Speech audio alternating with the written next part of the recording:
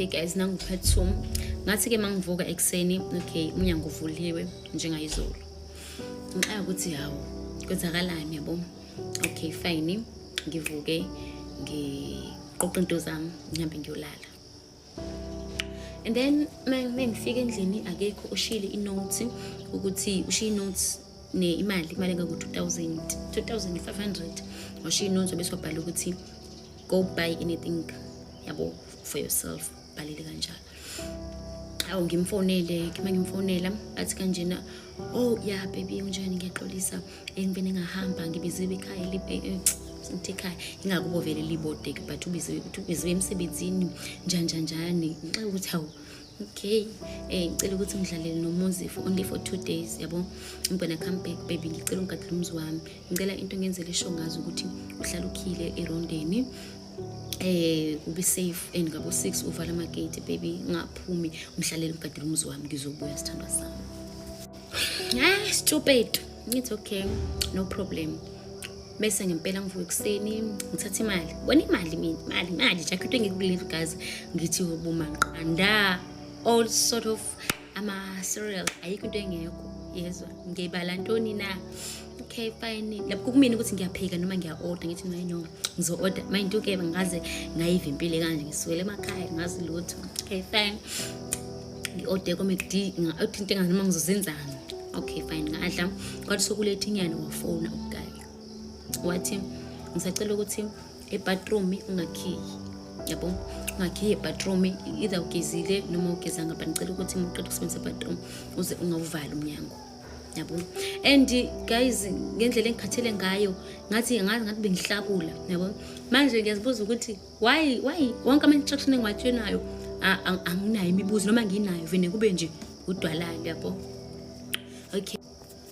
ayike ngempela ke ngihambe ngiyogeza e-bathroom, qeda ukugeza ngilungisa umbheda ungana ngathi sohotel, ngilungisa umbheda ngibona nje ukuthi ngumama mfazi womzi nje, ngilungisa umbheda wami. Okay fine, ngibele embhedeni ngilale. Angisendele ngabo 10 ziya ku 11 kanje, angisendele message athi nilale kahle, nilale kahle.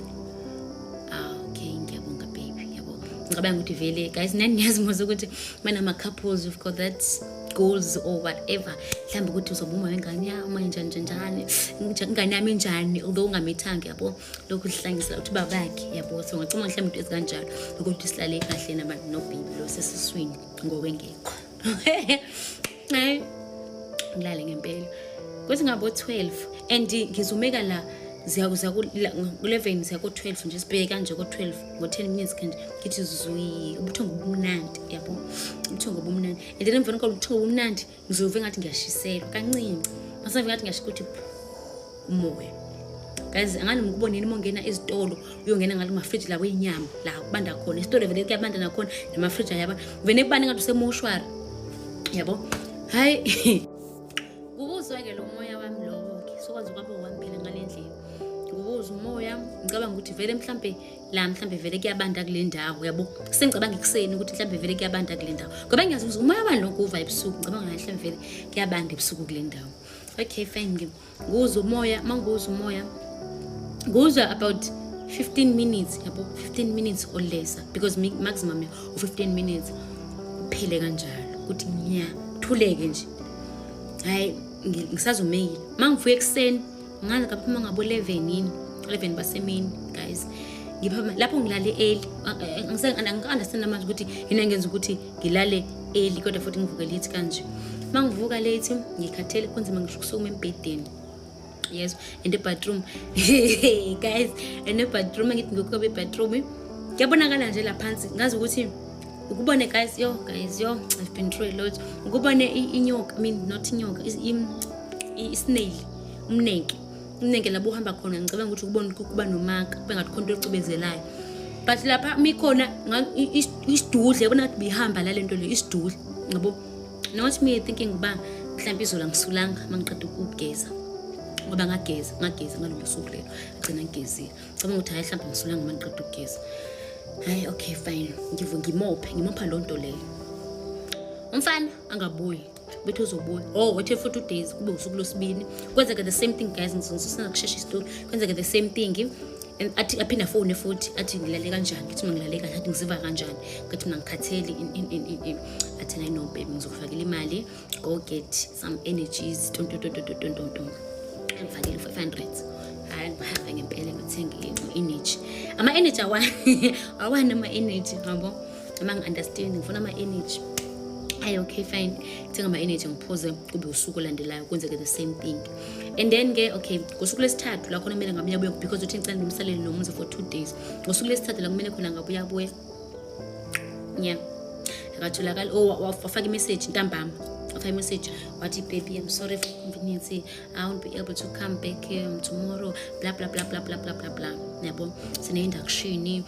online wara so emotweni nawe uyazi ukuthi njani ngeke ngikwazi ukumamela ngisemotweni into so ngicela ukuthi ngiqedile la le induction if iphele kuse early ngizobuya early because bathe it's gonna take the whole day if iphele kusa early ngizobuya if iphele late ngicela ngixolele mama hayi silima sikhona hayi konke ngaphela vele guys ngiya-enjoya ngathi kwami yabo ngathi kwami kufanele amagezi ngiyawathina ngithi guys but awe ma ubukhe nabani yabo abazi ukuthi bona this is my house okay guys I don't know zekuganga ngivumeke ukuthi akazubuya umfana hayi nangempela